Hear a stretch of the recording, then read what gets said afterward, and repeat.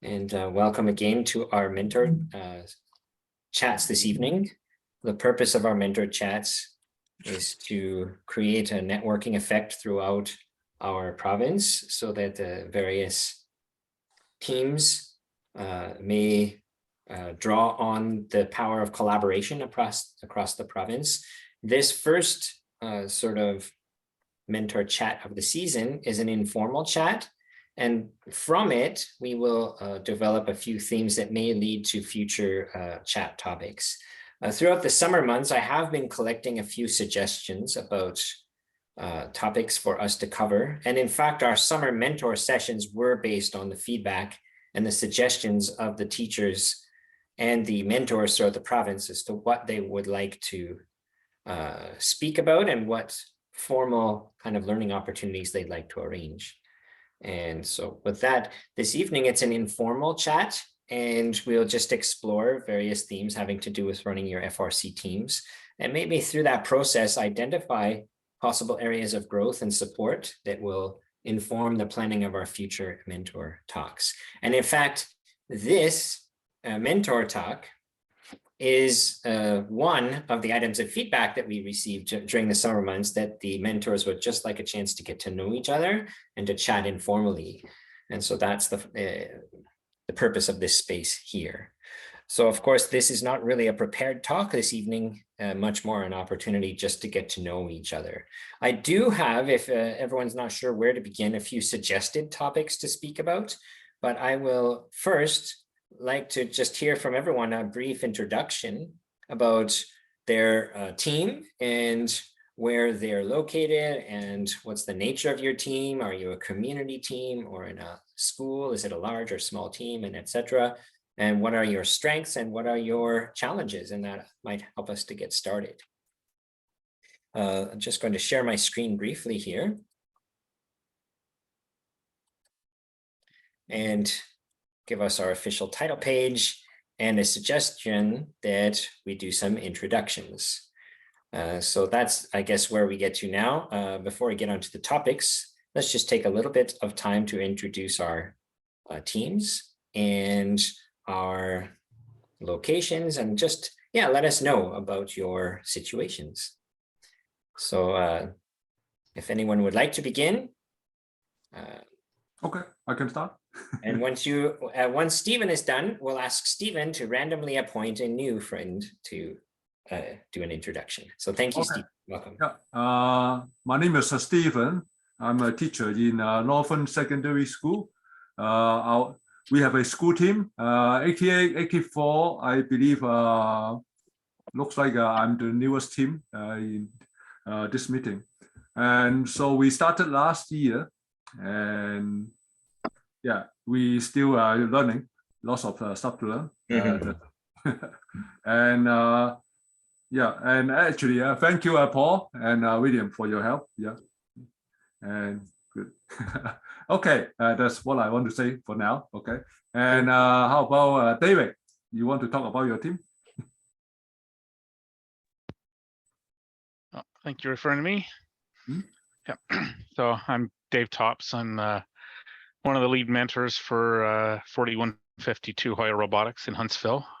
We're a high school team. I'm not with the high school myself. I'm a technology specialist for Kimberly Clark. I'm still at work right now, hence the orange shirt. Yeah, so we've been around since 2012. I've been involved since about 2016. And we've kind of grown from a small and struggling team to much more successful. We just had by far our most successful season. And I think one of our challenges now, some of that success has spurred a lot of interest at the school. There's a lot of new people, I gather, and there'll be challenges trying to get all these new people involved and find spots for them and up to speed. And so that'll be a new challenge. I don't think we've ever had that many new people all at once. So we're doing some upcoming stuff. We have a training camp weekend coming up that we're going to be doing some team building activities and skills stuff things. So hopefully that will get some of that momentum going. Can't think what else to tell, but maybe Samuel will think of some of that when he gets to that point.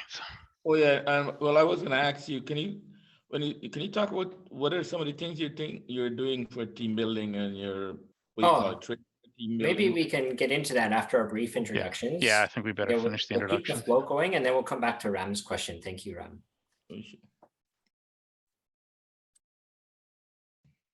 Okay, maybe I'll go since I won.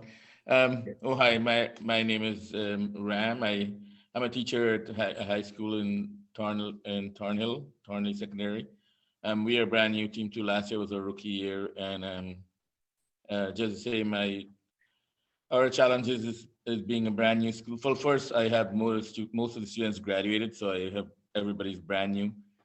And fundraising is a challenge for us too, because I have a lot of interest. A lot of new students are joining, but I think quite a few of them are just in for the fun and hearing that we're going to Waterloo and we're traveling.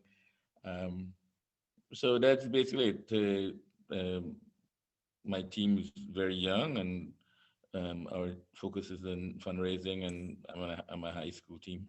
So I'm interested indeed in learning as much as I can and how to figure out how to pull together a bunch of students who are just quite varied interests and varied, like needs and so forth. And that's it. So thank you, Ram. Maybe you can suggest a new introduction or a new. Okay, so I'll go with Mary. Mary. Yes, hi. I'm Mary Charles Hills, and I'm with Team 6140. We've been with FIRST since 2015. We're considered a low resource team. We're in the Malvern area in Scarborough. This year looks very hopeful in that we've moved from maybe 6 students to something like 25 students. And we have and they're really, really great in that willing to learn and quite excited about being in FIRST.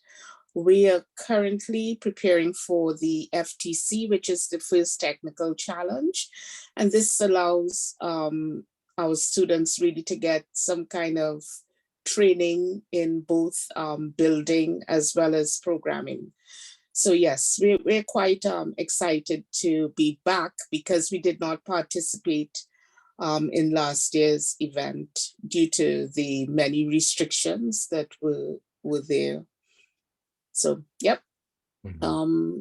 So I would call on, is it Rigo me? Michelle. Belbeck? Oh. Hi, everyone. Michelle, hi. Hi, I'm Michelle Belbeck-Rego. I am a mentor for a rookie team 9098. So I'm here to learn as much as possible from everyone else. Don't really have much to share about our team since we are a new team, but we are really looking forward to the season, and we have a really good, enthusiastic group of students. So we're excited. Thank you so much, Michelle. Maybe we can hear from Brad. Hey, good evening, everyone. So I'm a mentor with Team 4940. So that's a holy name in Windsor High School. So we're a school team, actually pretty established team up until like 2 years ago. And actually we had our first meeting back a couple of weeks. And we went to visit our lab, and it was like a time capsule. just before everything was shut down for COVID, we had been tested in our robot lift, and everything was left exactly where we left it, the tools, everything, right? So we're getting restarted again. Our 2 teachers that were mentors, they've decided to kind of step aside. They're still supporting the new teachers that have volunteered. So we have 6 new teachers, which is awesome. And yeah, it's going to be a rebuilding year. We've got a few of our veteran students that are going to come back and kind of help us get the robot running again and start to teach the new students, I guess the new team members, how to take over. So yeah, it's going to be a fun year for us. So yeah, I work for Centerline in Windsor, so I think everyone's figured out the line. So thank you so much, Brad. Maybe we might hear from Chris. Yeah, my name is Chris. I'm a mentor for Team 5032, the Falcons, which is a high school team out of Meadowvale Secondary in Mississauga. I'm not a teacher. I'm helping. I actually am an engineer. I work for THK. Our primary challenge, well, actually, in terms of the team itself, we are 50 students this year. We're down from 70 last year, which is actually a good thing because 70 was way too big. We participated last year and actually had a very successful year through the challenges and through provincials. I think we ended up like 16th or 17th. So that's the highest our school has ever ranked before. And primarily because our students in the off year from COVID, we really focused on learning SolidWorks and getting CAD. We had never actually done a full CAD of the robot before. So last season when we competed, we actually had SolidWorks models before we even started to build, which allowed us to build the robot in like a week because we were the same thing you guys had with extracurriculars. So we ended up building in a week before the first comp. So our challenge this year is that our lead mentor has left the school. We have a new lead mentor coming in. We're trying not to break him because it's a lot. So that's the one challenge at our school is we do not have a lot of teacher participation. So the previous mentor was pretty much going it alone, and then I was helping him. So when he left, he's got some pretty big shoes to fill. But it's looking pretty good for this year. We've got the executives all picked out. They start the training program in November. We did team applications for the first time this year, which actually worked really well. So I'm hoping that cuts down on some of the, we had a lot of students that didn't like participated, but didn't do anything. So I think the applications kind of help weed some of that out. So, and I'll nominate Howard. Thank you, sir. My name is Howard. Hello, everyone. I'm a parent assisting where needed with Team 7712. I took part with my children last year, hoping to have them compete, but unfortunately the pandemic didn't allow that to take place. So I'm hoping this year for a better outcome. So my children could get not just a theory, but also some hands-on and hopefully do good things this year with Team 7712. Great, thank you, Howard. Let us hear from Samuel.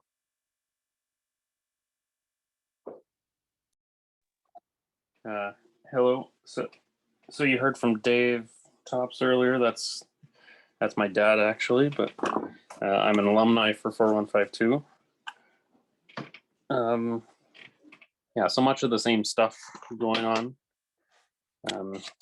Maybe some more of our technical experience from the past few years. We've been 3D modeling our robots since 2018. We're getting into more and more advanced programming this year or going into the next year. So got some new stuff we're trying now. I don't know how much the rest of my team wants to talk about that. So I won't talk too much about it, but yeah, I don't have a lot to add to what my dad was talking about earlier. So thank you so much, Samuel. And that brings us to Jordan. Hey everyone, my name is Jordan Coop and I'm one of the 6 new teacher moderators at Holy Names that Brad talked about. So we're a high school team in Windsor. I'm entirely new, not only to the robotics team, but to the teaching profession. So there's a lot moving pieces here at the moment, but in addition to that, I teach technological design. So my role is to be a sort of design consultant on the 3D modeling component. The only caveat to that is that I've been hired in a job where I'm teaching something that's not exactly my background. So my background isn't in CAD or technological design for that matter. It's actually in communications technology. But Windsor needed tech teachers and I stepped up to the plate. So I have a lot of learning to do as well. So I'm hoping to get some counsel on what people are using for 3D modeling. I teach a little bit of Inventor and AutoCAD in my classes, so I have some familiarity with it, but obviously I've never modeled a robot. So I'd love to hear people's experiences with that. Well, you know what, Jordan, we didn't get a chance to really talk much at that first meeting, but you know what, come on over to Centerline. I'll walk you through our design department, and actually a really good designer works as part of my team. So we can line you up with Christian and he can share all kinds of information with you, right? That would be amazing. We are definitely state of the art when it comes to that. Yeah. Oh, that'd be incredible. I would love that. Just to add to that a little bit too, I would say if you can get your students going in SolidWorks, it'll save them having to unlearn Fusion, which has, I mean, it's a benefit because it's free and they can use it all the time. With SolidWorks, you have to get the licenses, which is an application process you have to do, but you still get licenses for free.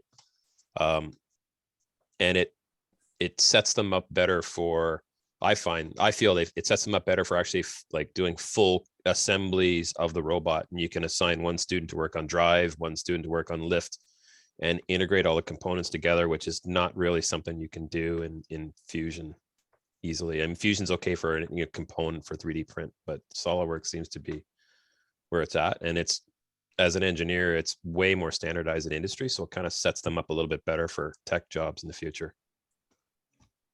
I'll mention, at least for us, we use, well, I have experience with SolidWorks myself, but we also use Onshape with our school, which is, I find is a lot more like SolidWorks than Fusion. Like it's a lot closer to SolidWorks in functionality. The difference being it's cloud-based. So, you know, if all your students have is a bunch of Chromebooks, they can still access the software. Anyone can access. It's a lot easier for file sharing between a bunch of people. So at least if your team's lower resource, I find Onshape's really helpful for something like that. Interesting commentary there. And we have lots to say about the CAD, I'm sure. Maybe we'll just hear from Christina and then we'll break into the general discussion. Welcome, Christina. Hello. My name is Christina Kirstens. I'm one of the mentor from Max Tech 4343 from Aurora, Ontario. And Mr. Keenan, am I right to believe that we are the only team from the YCDSB that's still active? Yes, you are correct, Christina. So yes, we are just lucky that our shop teacher, Mr. Conte, is really into robotics, and he's been with this team for 12 years. And so far this year, we managed to recruit 2 other teachers to help us with the robotics. And as far as programming or manufacturing or anything like that, I don't have any clue, but I do know about fundraising and outreach program that we've been doing. Right now, our team is in Upper Canada Mall with STEM Minds and CanCode promoting STEM at the Upper Canada Mall.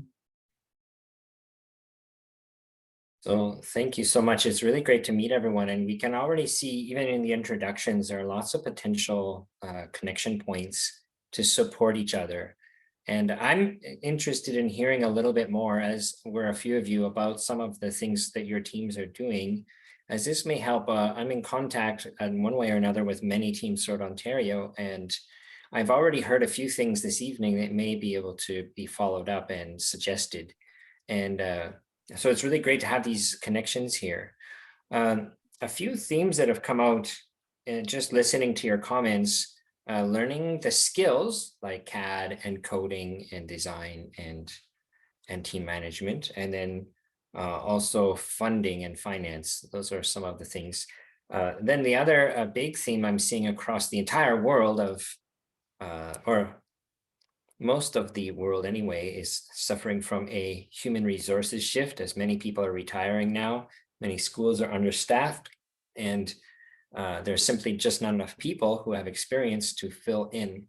And yet in the FIRST robotics community, it doesn't take long to onboard someone and make them very productive in introducing other people to very valuable skills. I saw that in my own classroom over 6 years, where relatively new students would be teaching others within a few weeks, thereby consolidating their learning and making more available people to do any number of skills. And having this kind of a growth mindset where we're growing our skills in the whole of the province like a garden, then we have an abundance of skills that can be readily shared between teams. And I'm hoping that's the kind of culture that we can create here, this Team Ontario or Team Canada kind of approach, where this will create a very solid kind of foundation for any teams wishing to develop their programs.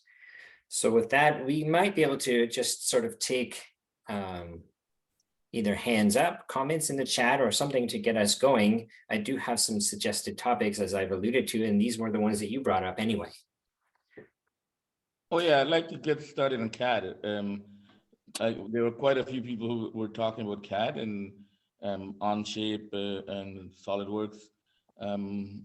Yeah, sorry for jumping there, but yeah, I'm definitely, my students are, last year we did everybody, they're talking about the wanting to do the design, and one of the things indeed I'm trying to figure out is CAD. And no, I have no experience in CAD at all. The only thing I know, we get SolidWorks licenses sometime in when, I don't know.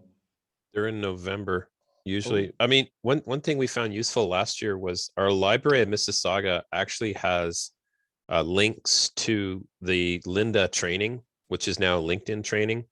And there's a SolidWorks Essentials course on there that's about 7 hours long. So anybody that has a library card can access that course. And we use that as a remote training session for 1 day a week with the mechanical and the design people. So it's a free resource. And I think we had like 20 students go through it. And at the end of it, we had probably 5 or 6 that were actually pretty good in SolidWorks by the end of it, like good enough that I could trust them to do stuff on their own. So what's called Linda? It's so I'll post a link to it in the chat. Okay. But we get to it through the Mississauga library. So if you're in Mississauga and you have a library card, it's easy to get to. It used to be Linda Learning, but now it's LinkedIn Training. LinkedIn. Okay. Then you can buy a subscription. Like with the Mississauga library one, anybody can access it. So if your library system has the same deal going, that would be something I would check. I think there's been some YouTube videos done as well, right? I think one of the teams did a series of those. I don't know. Yes. Yeah. We actually had some mentor sessions in the spring and the summer that were done by the team 4152, which is right here. I believe Samuel may have been in one of those calls, but we had a very nice introduction to SolidWorks, or no, sorry, to Onshape from team 4152, how they do really sophisticated assemblies from parts libraries, and they're able to collaborate and generate a real great picture of their robot before they build it. So I thought that was a really nice session, even though I could hardly hear. That was on the day that all the power went out, I think. Yeah, I think that's one of the other things too, is I think that the main suppliers, they have all that CAD data, right? So you want to get all those models to get set up right off the bat. Yeah, so there are lots of it seems that the trend is towards Onshape and SolidWorks, and the one advantage of the Onshape is that it's accessible to anyone, has been mentioned. Yeah, I think that's a really helpful one. You don't have to have anything installed for it. Yeah, we can be talking about something at home, and I can pull up the Onshape and look at it, and we can be at the school building, and suddenly it's like, okay, we need to see how that's put together. Well, you don't need a machine that's got it installed. to just get on a machine, pull up the CAD. And even like, I'm not a CADer myself, but I know enough how to go in there and find the parts and look at them and figure out how things are assembled. So I just use it for that. So I don't need to have SolidWorks installed or anything like that. I just need the browser and I can go right in, find what I'm looking for. I think some of the teams also post some of their previous CAD as well, right? Yeah, there's a lot of of it out teams there. have done that with their CAD and their coding. Yeah. You'll find ours online somewhere. You can I look think up it's on Spectrum Google. hosts. Spectrum hosts a huge repository of it, I think. I can't remember what their number is. Tammy, do you remember? 30, it starts with a 3. It's like 3847 or something. The other nice thing with Onshape is that if you have any students that have Apple devices, they can't run SolidWorks. So Oh yeah, or Linux for that one. or Linux, yeah. The big thing for me with Onshape, like when the first year we did modeling our robot, I downloaded SolidWorks and I ended up modeling the whole thing myself because I was the only one that was doing it anyway. But like it was hard for me to share files and try to have multiple people working on the same thing at once. And like the download for myself, it took I was on school Wi-Fi, so it took like 3 hours to download and install or something. Yeah, we use GrabCAD for that as a central repository, but apparently GrabCAD's going away this year. So. Yeah. The Onshape is nice too, because you can go online if you're both signed in and you can follow someone else. So you can click back and forth into it and say, oh, no, this piece here, slide, manipulate it, show what you're looking for, and then the other person can grab that control and show what they mean. And it's kind of really nice for online, especially when we were doing a bunch of stuff online this year. That really helped. There's a hand up from Howard. Yeah, a question. My son uses Blender a lot. I've been trying to get him to focus more on Onshape, seeing that's what, or SolidWorks, seeing that's what they were trained on last year. But he's so focused. He's very good at Blender. Is there any chance that he can use Blender too? Because he's really good at that. There is a new CAD capability in Blender that is getting closer and closer to what you would want to do in a standard CAD package. It's by no means a professional level, but it will get you quite far because assemblies in Blender are quite intuitive, especially with the new CAD capabilities. So it's coming along, put it that way. And it would be much better than not doing CAD if he's interested in it. So there are some tutorials that will get you into making parts and assemblies in Blender, just like in the others. Thank you. I think an interesting point is what happened last year. Because of the restrictions, many teams were not able to build in the early weeks of the season, and therefore many teams were constrained to simply using CAD. And a side effect of that is that they came out ahead because they'd actually thought very carefully before cutting and assembling, because the temptation is always there. It always did that to us. We started with about 10 minutes of CAD, and then there was the drill press right there. Why not make a part now? So it's actually a good discipline to develop, to try maybe first few weeks, think it through very carefully with your CAD. So.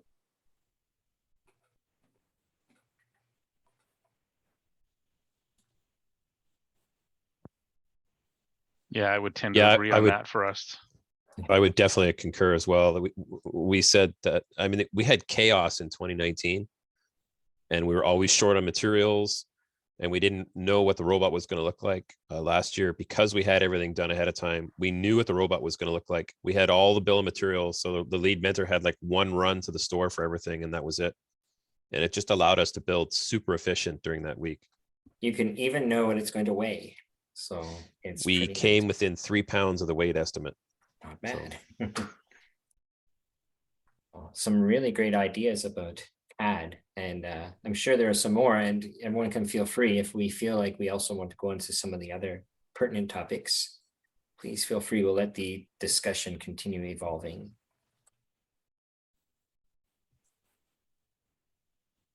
So actually talking about shopping, running to the shop, made me think of something I want to bring. As a new team last year, I was so thankful William for some of the shopping help we got, like William didn't pick it. And indeed, that's one of my problems, being just thinking running off to Home Depot or so many times, or for me, it's quite a challenge this year. I'm still at work. And I like the idea where William, there was, first thing, there's this team George is selling metal, and I consider that a boon and a really great thing. And then this bulk shopping where, William, you were able to do shop first fasteners. And so I have in the back of my mind, how can we leverage that? Like, I'm still trying to think of, does it make sense, or could I buy all the fasteners at one time? Well, what can I do like that to just, not all of us are able to like run off to shopping or shopping trips, and does it making sense? Like, I'm thinking fasteners, for example. I'm wrestling. Fasteners is a really good example. I had to go to like 5 different Canadian Tires for M3 nuts because I couldn't find any. They were like 1 pack per store because we didn't buy them ahead of the build. So one for us, we're set up with our local Fastenal, and we can order pretty near anything we want from that. So, and they, in our case, they give us at cost. So we don't have a markup either, which benefits us a lot. But It's actually a huge savings. Yes, I agree too. That's what our team does as well. We have a Fastenal that we deal with. I mean, some of them will and some of them won't want to really deal with you. But if you find the right person, if you give them a good bill of material of what you want, so you're not bugging them all the time, yeah, they'll load you up, right? I think we're actually just setting an account, so we can bug them as much as we want. Oh, well, that's good. That's better than our shop. Yeah. And then we've tried to really standardize our fasteners to a set range of, this is what we use, you know, within this limited range of stuff. And yes, there are a few special cases where we've got other things, but even then we try to narrow it down.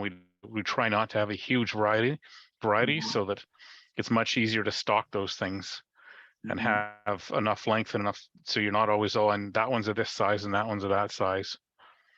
Yeah. Do you have a master list of what you normally use? I think we had one. I think we had one on the go, or something similar. But yeah, I think that's one of the things you have to do is kind of do an inventory of everything that was used on your robot. So I think we've got that as well. I'll have to check with, I guess, Kathy to see if she's got that from the previous members. In our case, unless something needs something specific, we pretty much stick to number 10 screws or 1032, quarter 20, and sometimes 3/8 bolts. We don't tend to get into 5/16. It's like just choose quarter or 3/8. Yeah. Don't get another type of bolts. Yeah. But 1032 is the cap heads are the standard go-to for anything that we can. Well, thanks. This is really helpful, because here I'm trying to wrestle with, am I gonna sit here and wait until January and then they say, we need this, we need that, we need that? Or does it actually make sense? I'm thinking, I have these months, in my mind, I could shop all these things, stock them, separate them, get them there, and then this, this idea of master list. And then I say to myself, how can you do that?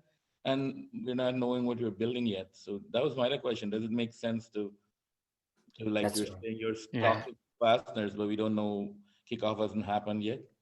I have Certain a list of things are- fasteners. Sorry, Yeah. go ahead. Certain things you commonly use, like we do a lot of working with, square tubing and stuff like that. So most of it's 1 inch thick. If you're attaching Lexan or something to it, or two of them together, there's sort of some very common sizes that you're going to use a lot of.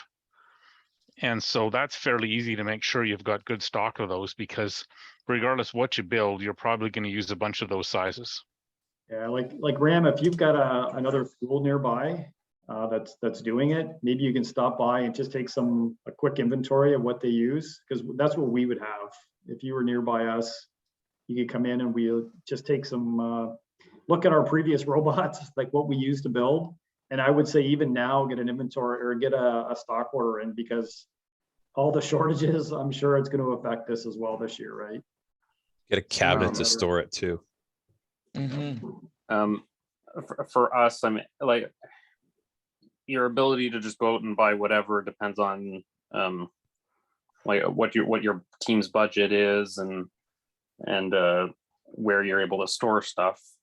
But in our case, we have a bunch of organizers, and we get just like bags of like 100 of a whole variety of sizes, and in the case of number 10s, we have pretty much every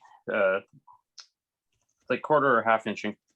Smaller stuff is quarter-inch increments. Some of the larger stuff we have at half-inch increments, but we pretty much have every size laid out in organizers. I just uploaded a file. Oh, sorry, go ahead. When we get into specifics like button heads and larger, more uncommon screws, then tend to just buy those as we need them. Can I ask a question? Where do you guys get your fastener? Is it just in Home Depot or any hardware store? Yeah, Fastenal in our case. Yeah, Fastenal is one of the better ones. Yep. Okay. Granger as well. Canadian Tire and Home Depot are for desperation runs when it's 8 o'clock at night, and I need it now. Yeah, they're very expensive. Yeah. Okay. The reason why I'm asking is one of our sponsor, Irwin Industrial, is they're giving us a lot of fastener. That's their company. So I don't know how much you guys paid for this fastener and whatnot, but maybe I can ask the guy who works there, and maybe we can get a discount if we work together in ordering something. What was that name again, Christina? Irwin Industrial. They are not far from St. Mark's. So do they manufacture fasteners? I really don't know. All I know is. Okay. I mean, the nice thing, if they're already a sponsor, companies tend to like giving products they create, because it works a bit better for cost for them, because I mean, it's not like they don't have to give you money and then you have to give that money to another company that is going to have a markup on the product. They can just give it straight to you for at cost. I just put a spreadsheet up in the chat that I'd found over the summer, and it's a list of parts, of fastener parts and quantities from Granger, with a contact at Granger to like order the full kit and caboodle in one go. It's like $1,000 worth of tools and fasteners. So if you have a new team, you might want to have a hard look at that. Put that in the chat. Yeah, it's in the chat. It's FRC Hardware V2. It was put together by 3161 in Oakville. It's not there. I think I was looking for it. Yeah, I don't see it there either. Oh, here it is. Yeah. Yeah, it's up a little bit. It got scrolled. Yeah. We had some good discussion about hardware, shopping, and also CAD. I wanted to just ask the community, how about coding? How are your teams in terms of coding support at the moment? Is that an ongoing need, or is it now developing in your teams? It would be nice to hear, because that really helps us to plan our own sessions here. I can tell you our team switched to Kotlin last year, and the training for that is handled by our grade 12s this year. Actually, all of our training for all the teams is being done by the students, not the teacher. So it's entirely student run. So we're fortunate because we have that experience. That's because the team's been around and I've got lots of students. So for us, that's how we're doing it. I don't know how you would start from scratch. For my team, last year, was our first year, and I had a really good grade 12 student last year. But this year, he went to university, and this year I have a grade 10. Last year she was a grade 9, and summertime I think she kind of taught herself quite a bit, and she talked to different guys related in the FLC. So area, and she learned quite a bit. And this year, end up she's doing some training for our club. Okay, teach the new team member the basic stuff.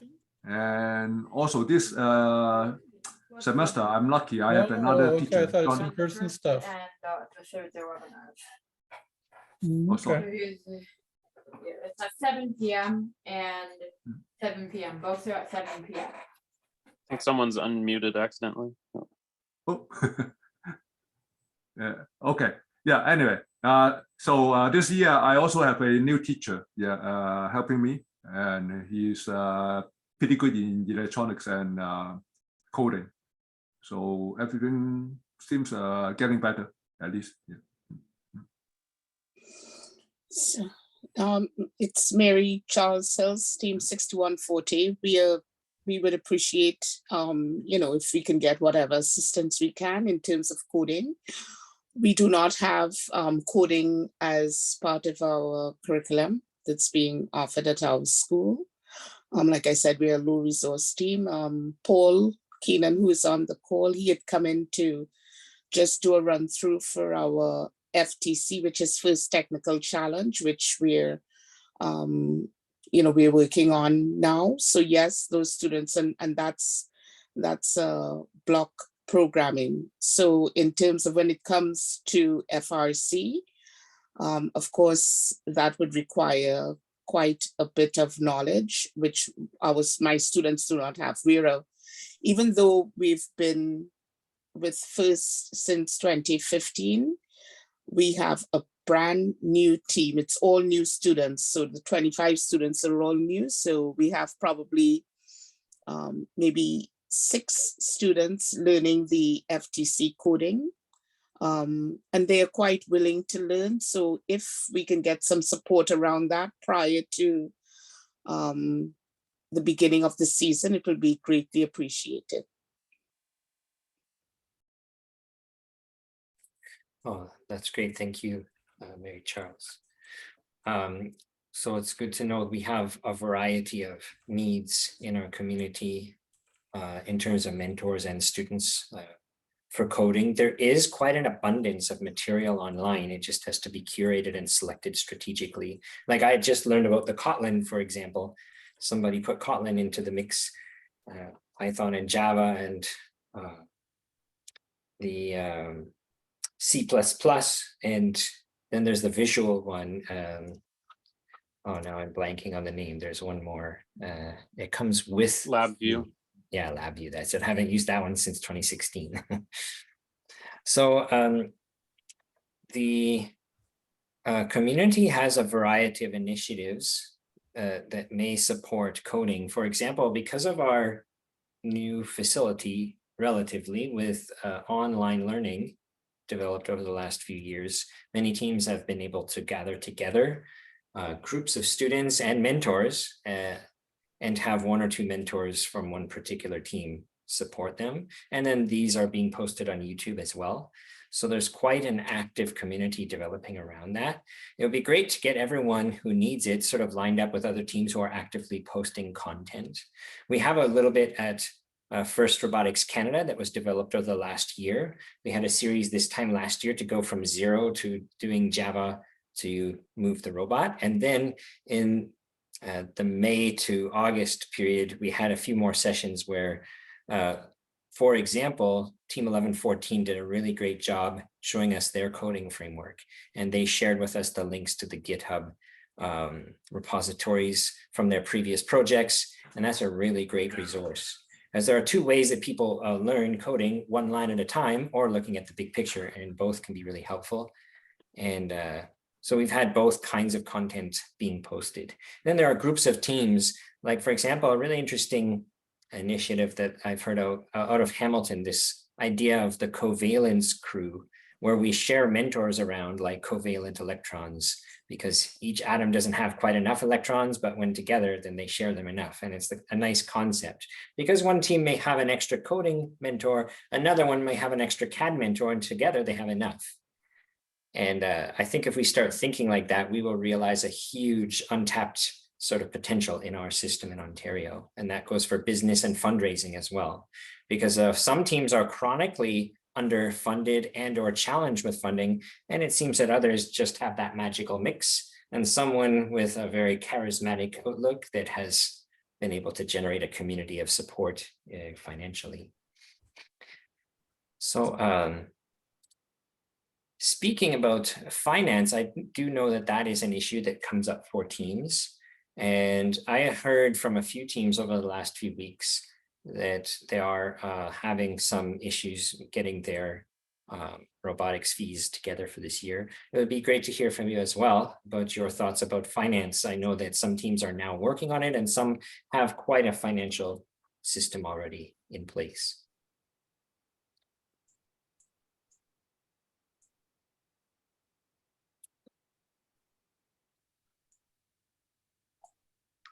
I don't know. I'm not sure where we are with our team yet this year. I don't know, Jordan, if you've heard, but I know before we had some pretty decent sponsors, but again, it was some of the kids' parents that had businesses. So we'll have to. I don't know. It seems early, but I guess it's not, right? Yeah, all that I know is a lot of sponsorship packages were picked up by parents. So there seem to be promising interest, but I don't know about the conversion rate for those. Okay. Our team was really challenged this year for finances because we had so many students join last year. We kind of existed on membership fees. By contracting the club down to 50 because we lost that one teacher to keep it. Basically, our limit is teachers and classroom limits, like maximum number of students in a classroom, right? So if you only have one teacher, you can only keep 30 students in that classroom or 20 in a shop. So that's determined our max number of students. So when we dropped from 70 to 50, that really had a big impact on our bottom line because we didn't have a lot of sponsors. The students this year went like all out and increased our sponsorship from, I think we had one sponsor for $1,000. We're up to like 5,000 with like 5 new companies, not from parents. And it was pretty much 2 students that took it on their own initiative to like call every company around. I'm pretty sure Alicia actually called Centerline, which is a bit of a reach from Mississauga, but basically you need that one student that's not going to be afraid to call everyone they can even think of. We've got Weston Forest sponsoring us, which is they're like a forestry company. So you just really need a student that's going to drive it through. And we had to increase our fees from 300 to 350. But it's not out of reach for the students. Oh, wow. I don't think we've ever had to do that, Jordan. I guess we've been lucky. Oh, wow. Is that a school and the students are, is that a membership fee, 350? That's our membership fee for the club, yeah. And you're a school? It's a school, yes. Now, does that membership fee include, like, are there other expenses than are expected, like events or things, or how does that? Yeah, so the membership fee, well, I can bring up our operating budget, but our total operating budget for the club is like 21,000 for the year. Membership fee brings in, I think, 17,000, and that includes buses plus the competition fees plus parts. So I think last year we spent something like $6,000 on parts roughly, and it was like $6,000 for registration fee plus a couple thousand here and there. So we were heavily dependent on membership fees before. We're trying to transition to be relying more on sponsors to drop that. When you go to events, have you been able to go to ones that are local enough, or do you have to deal with accommodations? So before we don't do overnights. Yeah, like for us, all of our events, there's nothing close enough. You have to stay over everywhere you go. So that's always a big cost for us. I don't know how you would do it without having membership fees or really, really generous sponsors. Yeah, in a lot of cases, I mean, there's costs for if you want to go to the event, there's a cost. Yep. Because we just can't cover accommodations. Travel, we often do with a whole bunch of cars. Just because it saves us money. So this is a really interesting discussion, and I really would like to bring some of these ideas to some other teams. I thought of just mentioning this here in calling about 5 or 6 teams about their finance and having a number of conversations. One idea came out of those discussions And for some teams, maybe it's not practical to have a membership fee for one reason or another. So one concept that came out of our discussion, you have each student choose one of 4 things. You either pay a membership fee, or bring a sponsor on board, or bring a mentor on board, or bring a parent on board. And then ask everyone to work through this network of mentors and parents to ask someone who knows someone who knows someone. And I've heard that many times that no one on our team knew a person working in a large company, but somebody's uncle knew someone who did. And this power of networking seems to bring a lot of great possibilities. Along this line, I just wanted to ask David and Samuel, as I believe you're in the Muskoka area, isn't it Huntsville, right? Yeah. So we have some teams in the same general, I think it's in the same school board, who are expressing financial challenges. So in that your team is located there, have you some suggestions for fundraising that we might ask, or we might offer them in a discussion? Because I know it is a little bit different in each part of Ontario as to what is available in terms of financial support of the teams. They actually do keep communication with us, so yeah, we are aware of some of that, but yeah. Yeah, That's it's a- not an easy one. We've struggled ourselves with it. We do better than we used to, but yeah.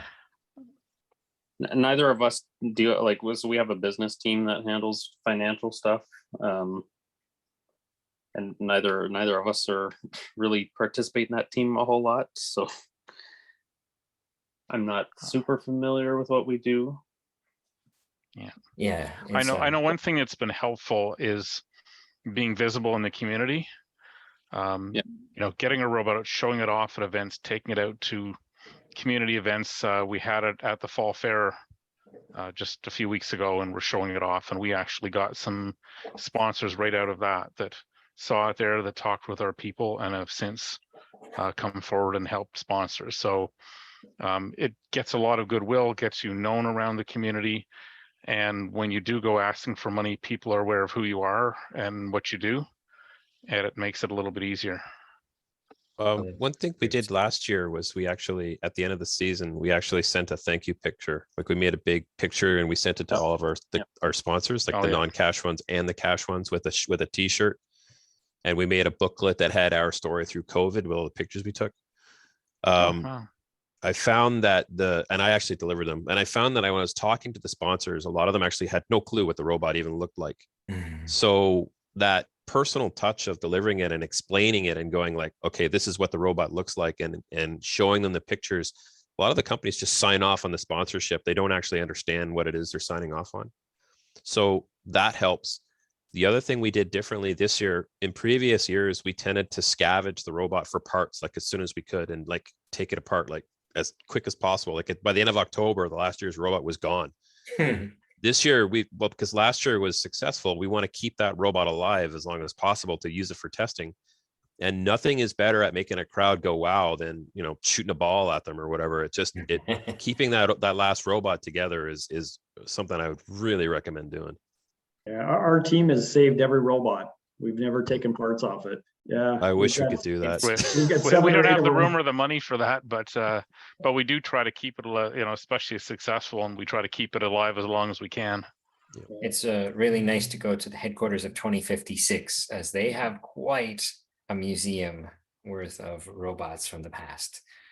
So, William, yeah, I'd just like to say, you know, as we all, just based on this conversation alone, we realize, well, at least I've realized, the world of robotics is not a level playing field. You know, people talking in terms of $350 membership. I'm struggling to charge my students $10 a month to provide them with snacks when they come in.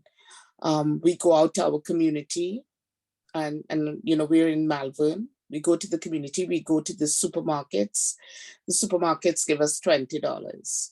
We go to we call, you know, and probably things have changed now in terms of calling the banks. One bank said, we don't do robots, we do hockey. We've chosen to do hockey. So, you know, maybe what has happened within the world of hockey just recently, maybe that gives us an opportunity to go out and solicit the banks. And I would have my students do that type of things. But, you know, I heard one other mentor being surprised by, you know, students being able to pay 350. Parents are not involved.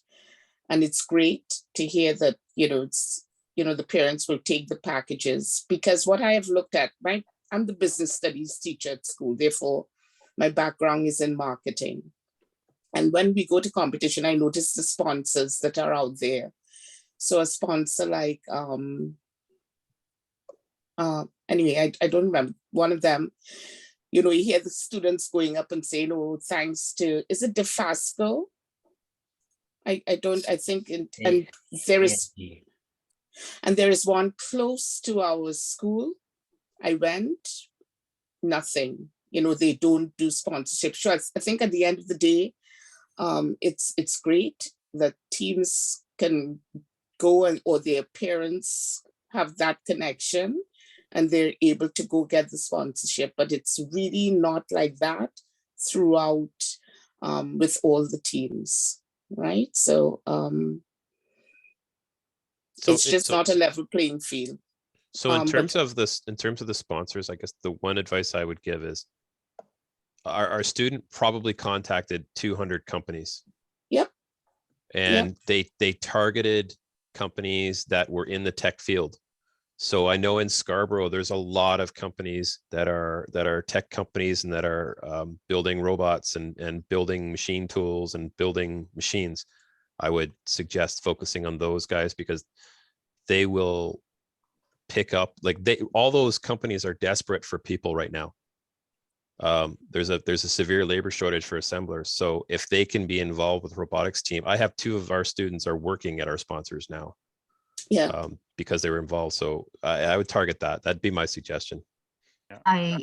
Chris. I agree. Okay, just give me 1 minute, please. Christina. Chris, if it is at all possible for you to just give me some suggestions, that would be great. Because like I'm the only teacher doing this right now, so I'm quite overwhelmed. But if you can just give me a hint in terms of what are some of the companies out there, or you know, you're saying it's the tech companies that I go after. So yeah, so I would go on Google Maps, and I would search for the word machining, machines, machining, and automation. Yep, I can do that. I just put a link in the chat. So the APMA is the Automotive Parts Manufacturers Association of Canada, and that's their member list. Yeah. Every one of those companies would be interested or be good. Oh, neat. Yep. Yeah, you know, because and I'll say this, and I'm not looking for sympathy. I am not. I'm just telling you what I've tried. I even called the Ontario Engineering Society. I've made 3 calls trying to see if we can get some engineers to come out to our school. We have not even received a call back. That's just to tell you, right?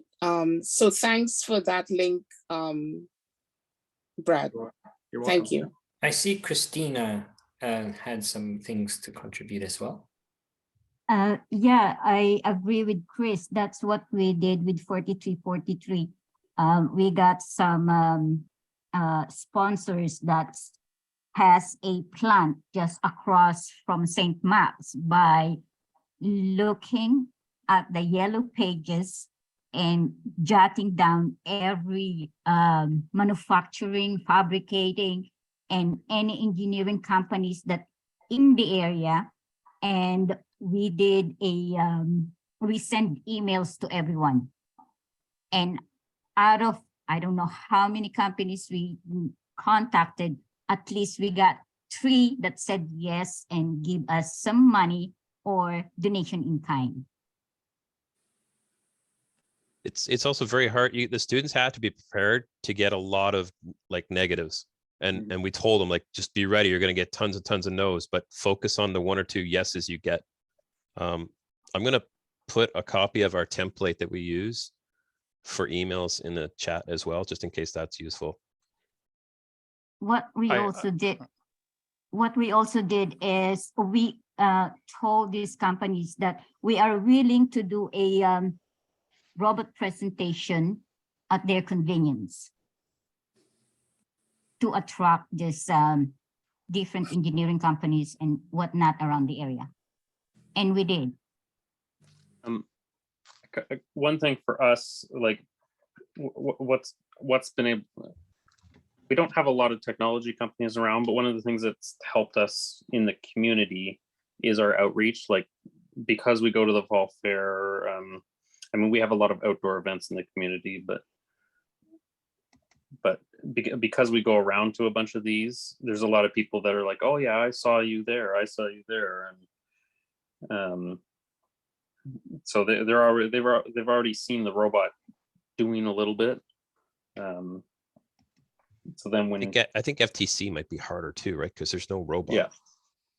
Well, and it's small, right? It's not like you can't see it from across a big field or something. Yeah, it's a big challenge. That I'm trying to think of anything else. Well, there's a couple great YouTube videos as well, right? That you could probably send links in that in those emails, right? I know one of a good story. Yeah. I know one of the ones where we did something like it in the past. We're doing it. We're making a new one, but it's like a sponsorship package. It goes over kind of what FIRST is, a bit about the team, a bit about how much money we're trying to raise and stuff like that. It's just like, it's like several pages, and yeah, it's just a sponsorship package that you can hand out, possibly in addition to a letter or whatever, however you're reaching out to the company. But How many schools, like with the group here, are starting like these robotics programs, like as part of their curriculum? I don't know, Jordan, is that the right name for the program, or? Yeah, I teach a grade 9 class that's called STEM robotics. Yeah, that's it. Yeah. Yeah. Yeah, we've had it for several years at our school. Yeah, like that's another, you know, thing to talk about, right? Because I'm thinking that FIRST Robotics is helping with some of that curriculum, right? Indeed, and we have had curricular level discussions. As many may know, John Hobbins has moved on to work on that as one of his key focus points to develop curriculum. And I've already been in some discussions with various educational officials from various school boards. And there are ways to engage your school board to get the support. And then there are various programs that, in some of my colleagues, I know Paul knows about this, I have colleagues working with FTC and FLL, content and material and curriculum. And so there's a whole sort of trend towards that, supporting it on a curricular level. I know from my own experience, had I not done it in my classroom, it would have been impossible for me to devote the time needed to do the robotics team. So I did 70% of my ICS4U and TEJ4M classes as a robotics program, fully integrated with students in both classes. But that was the most effective way to do it. Then you have something called coherence, where they're working on their homework and their club at the same time. There's nothing better than that when they're fully engaged in their club, and as a side effect, they're getting really great grades. Yeah, we get some of them that do. They usually try and run that course the first semester, and some of the people that are involved on the team, their final culminating assignments get to be tied into whatever the robotics competition and what they're working on for that. Sure. Yeah, how do you get those courses added at the school, and what were those 2 course codes? In my school, there were TEJ4M and ICS4U, computer science and computer engineering technology. And there are others. I believe some people have done a TER. I know John Hobbins was involved in a TER kind of robotics technical course. And there's some others that overlap. Even ComTech can be very useful in generating assets, sort of video assets for your team's outreach. And I've also had significant overlap, at least in part, of physics courses and calculus courses. Doing things like PID and calculus is a great project, but the ICS4U, because you need a project and you need to talk about the implication of computer technology and society. There's a very strong overlap with the entire course. The only part that didn't directly overlap was the algorithms and the sorting. Everything else was pretty much overlapped. And the same can be said for the TEJ4M. Our entire robot systems can be related in some way to pretty much every unit. And there were a few things like networking and binary numbers that we just did as handouts, but a lot of the other things were really natural overlaps. So very glad, if you're a teacher, very glad to speak about that. That was my favorite sort of topic of conversation in educational circles over the last few years. But did you ever get any curriculum from your board? Because I know No, I didn't have a board. I was in a private school and we generated it on the fly. And my curriculum is iterative. It is not prescribed. And iterative curriculum, you take and get to know your students in the first week, interest them in a project, and more often than not, it was the robotics team, because that generated a lot of interest. And then we make them each responsible for learning a part of the curriculum and presenting it. It's highly interactive, and the teacher hardly speaks at all except to get the whole process started. And that makes it so by the end of the year, you're not exhausted and need to just go and sleep for 25 days. I never got tired by the end of the year when I was doing that, because it's just like every day is a new wonder at school. It can be done in non-private schools too, because I know 2386, they do theirs as a course with Halton. Exactly. But I don't know how to Some get of the that Halton done. schools do that, but as a computer science teacher for 25 years before I retired, there was no prescribed curriculum that I ever saw, Brad. So I just wanted to see what I if it wanted. changed. I'd be glad to share it, because the curriculum is quite flexible and it overlaps quite naturally. It just requires a different mindset than if you've been doing it already a certain way, then it doesn't naturally do that. But I started those courses along with the FRC and it just sort of worked. Well, it was funny because there was these press releases that came out, in the news about Holy Name, and there was one other school in Windsor as well from the Catholic School Board that announced that they were doing these new programs. And then we talked to the teachers that were delivering it. It's like, so what are you using for curriculum for that? I don't know. We're gonna have to make it up. Right? And that seems like quite a task. One thing I did keep from year to year, I kept all my evaluation rubrics and my framework. And so I had all the units laid out along the build season. And then there were presentation rubrics and discussion rubrics and project present, you complete a project, there's a rubric for that. Everything we're doing had a rubric and it was flexible. Some students got 3 of the 5 evaluation rubrics and others got 2 of the 5. And everyone at the end was responsible for all of it. But at the same time, it was non-linear, like students go through the material in little groups and then present it to the whole class as they go. At the end, everyone knows about the robot. Hey, Jordan, how many classes do you have now at Holy Name?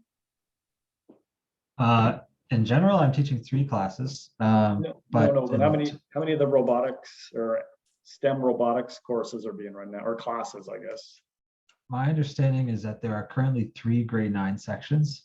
And I found out last week that I have a grade 11-12 section next semester. So that's news to me. So I imagine there may be more than 1 section for grade 11-12 as well. Oh, that's awesome. That's great. That's cool. It's gone a long ways then. Yeah, the trick is finding what to teach, as you mentioned. So we did receive these packages, these kits from Studica Robotics, which I'm told there's curriculum for. So we may do a build or start a build as a class with those kits. So cool. Very good. I just wanted to mention it's really helpful to get feedback from the community about what will be a great topic for future sessions. This was meant to be a general session, and there was quite rich discussion about each of the topics we covered, including our curriculum, funding, coding, CAD, finance, or rather team mentors and HR and all of these various topics. If we might just ask you, if you have a topic you'd like to see in future sessions, it would be great if you just share it in the chat, and it could be right to me or to everyone, doesn't matter to me. And that will help us to put together with our other data we've collected, and we'll create a schedule from now about future sessions so that everyone may benefit the best from these sessions. Another difficult thing is always sort of fumbling around in the dark as to when to make these sessions, because there are lots of times. It could be 4 o'clock in the afternoon, it could be 10 o'clock at night. It seems that some people come in on Wednesday at 7, but is that the optimum time? Really hard to know. So we're trying to get a gauge as to that. We may have a variety, some on Wednesdays, some on Mondays, some on Tuesdays, who knows? Well, what you can do, what I'm thinking about is that, how about you make a Google form and send it out, maybe certain times asking what questions, what's happening, what questions burning. So maybe when build starts, for example, that people will be having this trouble. So I actually have that data already. I just wanted to enrich it with a few of the new mentors who are here, haven't been there. So it just gives us a better picture, because we have some of that data and we did do some Google Forms. So just this additional feedback here really helps. And I see I'm getting a few suggestions here. Great. Chris, before I go, one question I wanted to ask. So about this, are you saying your student did cold calling? Because can you share a little bit more of that? Because I'm trying to get our challenge is trying to get contacts who to give them the call, and then because I even told them today I can't do this, and it seems like they're showing a bit of enthusiasm, but it seems like they don't know where. Yeah, our students were doing the call. We're doing the emails and the calling themselves, and in some cases actually going out and visiting in pairs to companies. It really, you need a hard charger. Like I've never had a response in terms of finding sponsors till this year, and all of a sudden, I don't know. Well, I can show you what we did at the beginning of the year. I showed the current executive a chart of number of members on the team versus what your membership fee is going to be, and it went like this. And then I had different columns of, if we get this number of sponsors, if we get this number of sponsors, we get this number of sponsors. So I think that helped as far as the motivation, because they could see like a benefit right to them. It dropped their fees from $475, $525, which we wouldn't have charged, but it dropped it down to a reasonable number, as opposed to just go get sponsors, we need it. So I think in terms of motivation, that helped. And then I had 2 students that were like hard chargers and just went at it. Oh, thank you. That helped. I think I'll talk to my core. I got my tiny core group. I'm going to pass that on and try to see how I can get them. You just basically have to like figure out what your budget's going to be.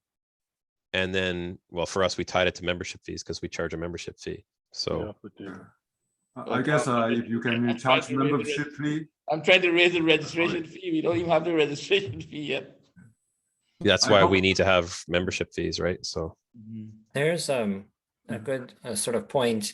When it comes down to finance, it's preferable, of course, for every team to do its very best to generate a sustainable financial model, including all of the various funding sources we've discussed.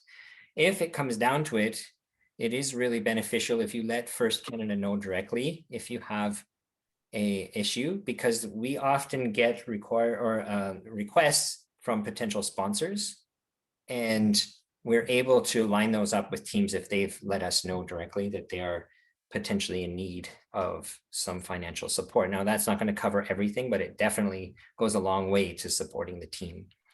So that's one issue. That also goes for mentors. It's really great to have this kind of talk where the teams get to share ideas between mentors.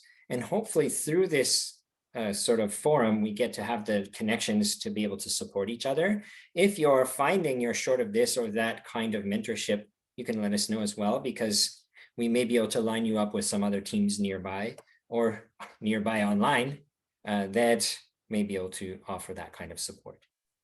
So Can I make another suggestion about that, William? Sure, Paul. Everybody here has a dashboard at firstinspires.org, and there's a place there on your dashboard that says volunteers, and you can go in there and actually create an account for your team in the First Mentor Network, and you could encourage mentors on your team to create their own profile that explains what their strengths are in case somebody wants to reach out. So it's sort of like to connect teams with mentors, usually remotely, but would be able to to support or bridge some of the gaps that you might have.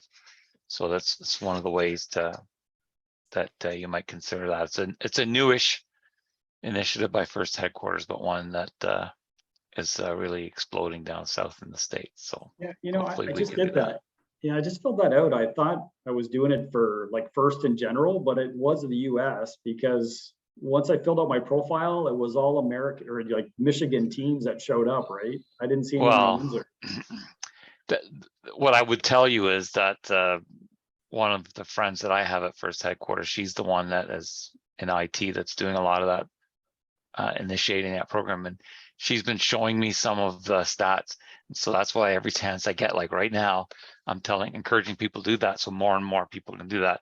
All the teams, definitely all the teams in Ontario should be doing that, to create their profile, to say, okay, this is what we might need, like a want ad or a personal ad. But you're right, Brad. The vast majority right now is that are doing it are in the States. So you're going to get requests like that. What is that? I don't think I've heard about this. Yeah, so it's sort of I guess they called it when they were talking about it, sort of like a dating app to match mentors with teams who might have some gaps. So if you had a coding issue, like Mary Charles spoke about earlier, that was a gap, you might create a profile. It's in your firstinspires.org dashboard. And the only people that can create the profile for the team are the first and second lead mentors. All mentors that have a dashboard can create their own profile to say, oh, I'm such and such a mentor, and this is the skills that I have that I'm willing to share. And it's in the section across the top where they have those various blue buttons that says volunteer opportunities or volunteers. And one of them says for an event, and one of them says something about the First Mentor Network, and that's where you go to do that. So yeah, I was really going. Sorry, Brad. I was just going to say I was really going there just to you know, hey, I have to kind of register as a mentor every year, and I don't know what else you had to do. I was just going to do that, and I ended up filling out this profile, and it's like.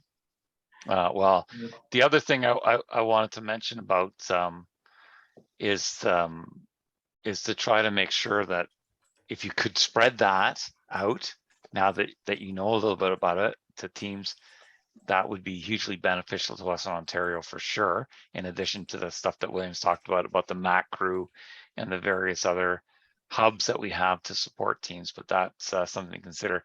And the last thing I wanted to say was, we do get, William's absolutely correct.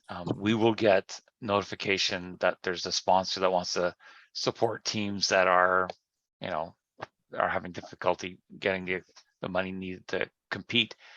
So, or there are sponsors that want to have specific, like a couple of times I'll get someone said there's a sponsor that wants to sponsor a team that has a lot of girls on the team. So as this first senior mentor, I can go in and I can see team lists, team rosters, because I don't know the situation for every team in Ontario. I know lots of people, but I don't know everybody. So when that happens and I go in and there's nobody on the roster, I'm not going to start calling that team and say, hey, you have nobody in your roster. Because even if they told me they had 100 girls in the roster, it's not there. So one of the things that I always encourage teams to do is please make sure to get your students and your mentors on the roster so that you don't miss out on some of those opportunities. Paul, this is Cheryl. Yes, Cheryl.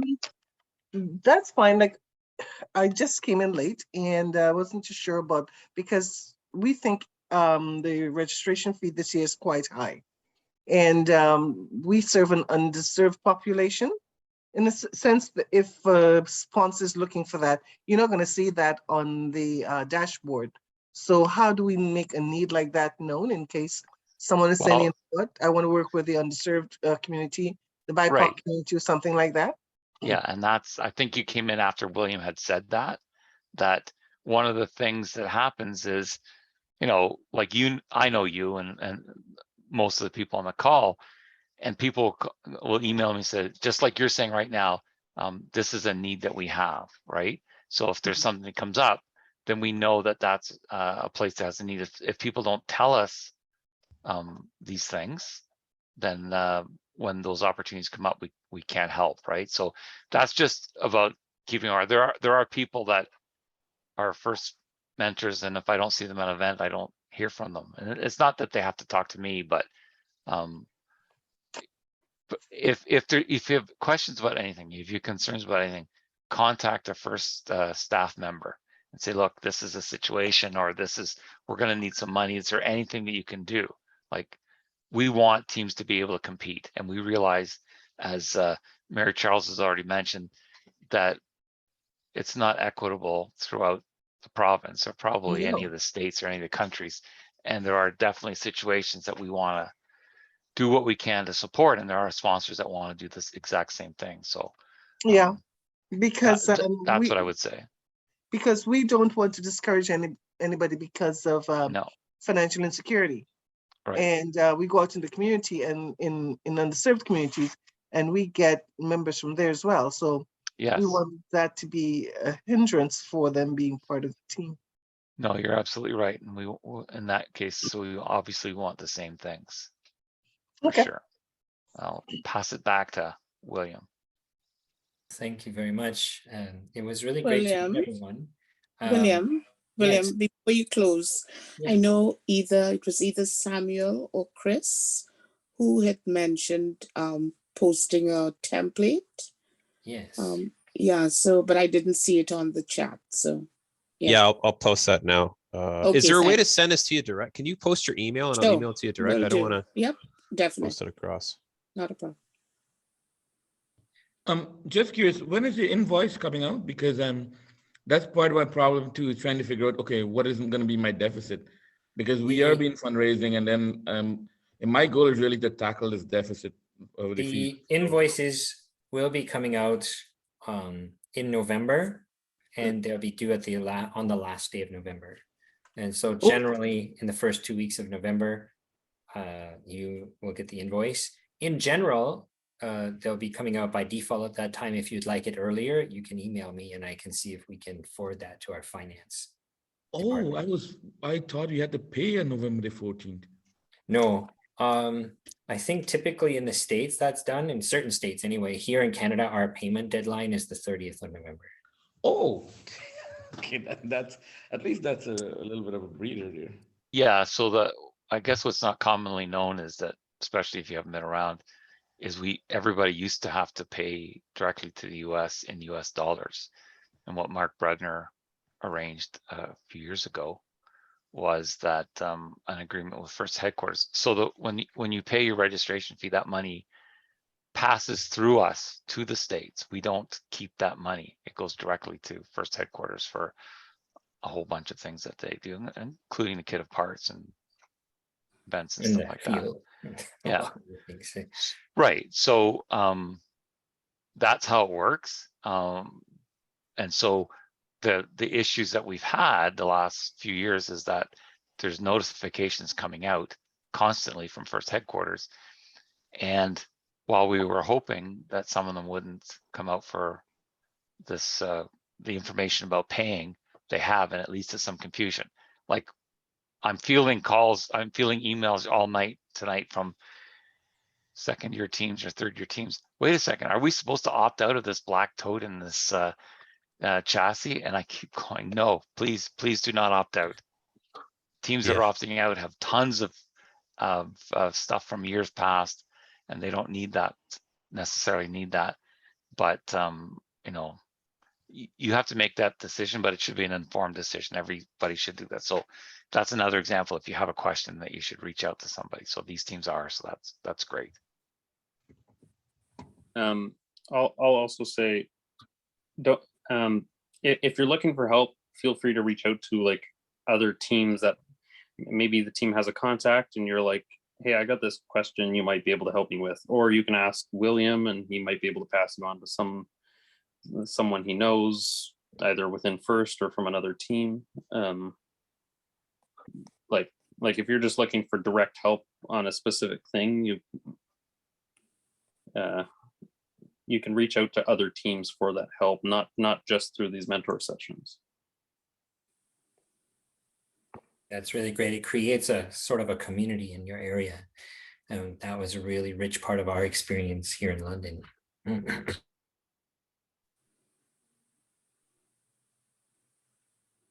Well, really appreciative of everyone's participation this evening. Thank you so much. I think it's just the beginning. And if you did miss the beginning of this session, it is recorded and will be posted as soon as I can get the link to Paul, which is usually 24 to 48 hours.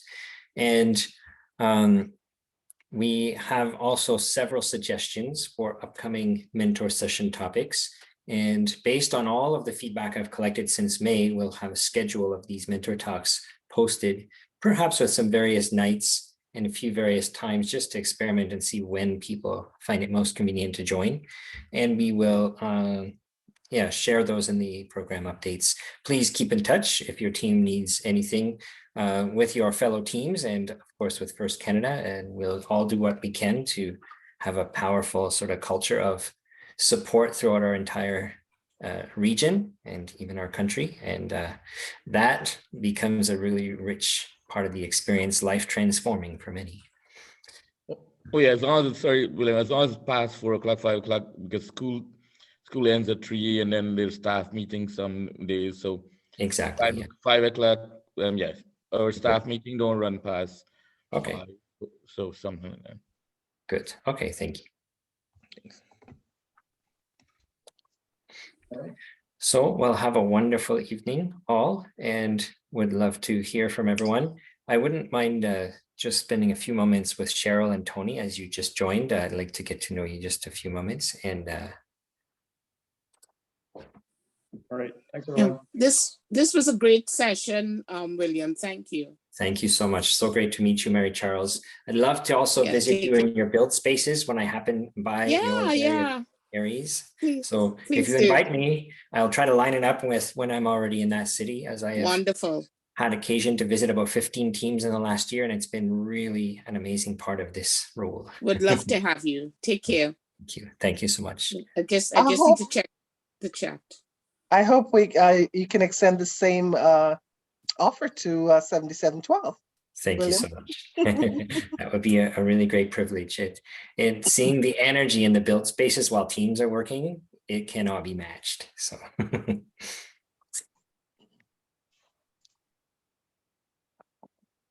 well, really great to meet you, Cheryl and Tony. I'd just like to hear a little bit. I think we may have been in touch by email as I was checking my email, but it would be nice to hear about your team and where your team is at as well. It really is helpful to just get a picture of where is everyone from, what their teams are, what situations they're in, and yeah, just a little bit about you. Tony and I are on the same team. Tony is, excuse me, one of the lead mentors on the team. He does the recruiting. He works with the families and all that. Now, 7712 Umoja, we've been around since how long, Paul? Quite a while, since 2019. I think. 2019 we've been around. So we serve, excuse me, I have this horrible cough. We serve an underserved community. And it's important for us because we realized that Black students were not at the STEM table. So that's why we started this team.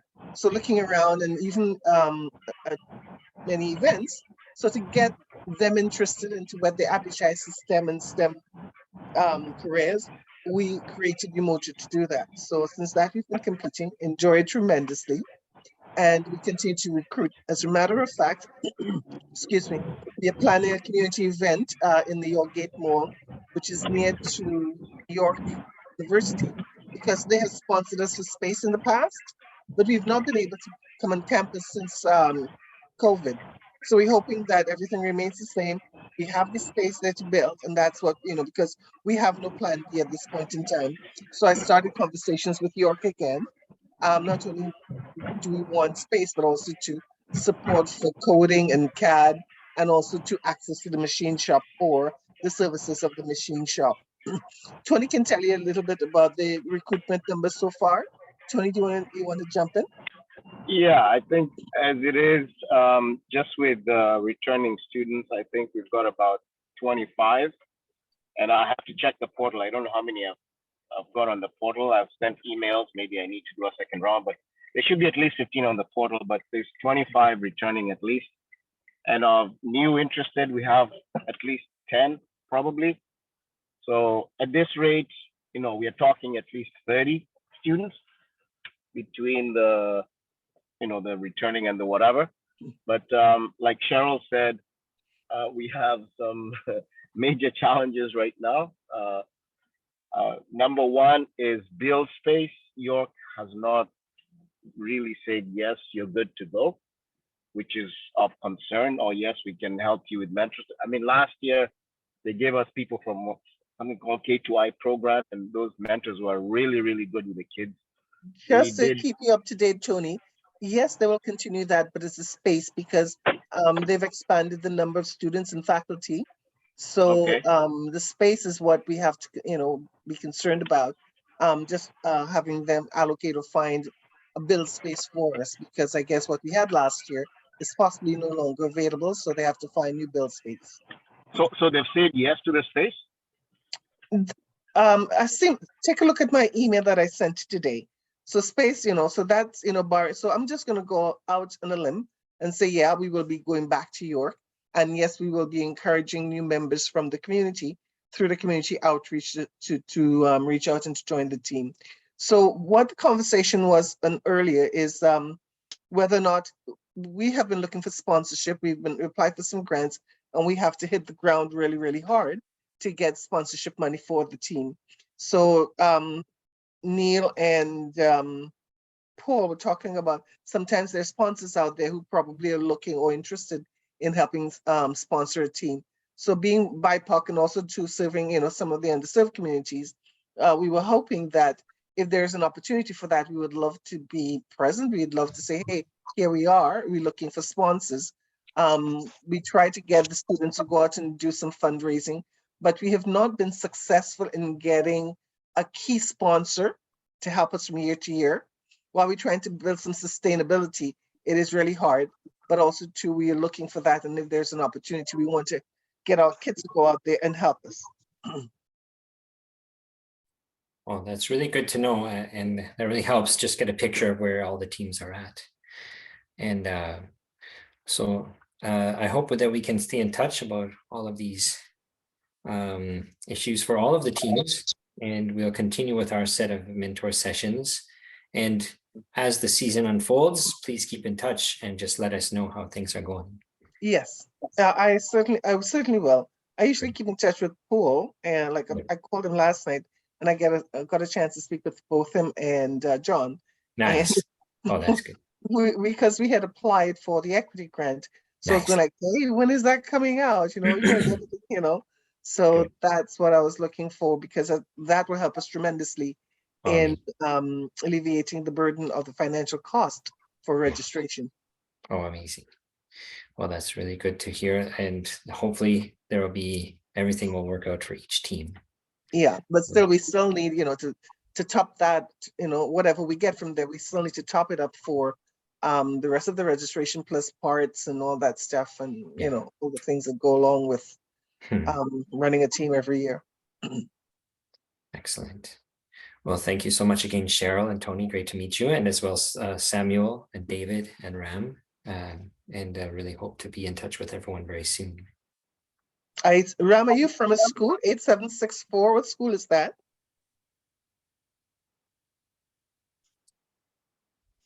Is he there?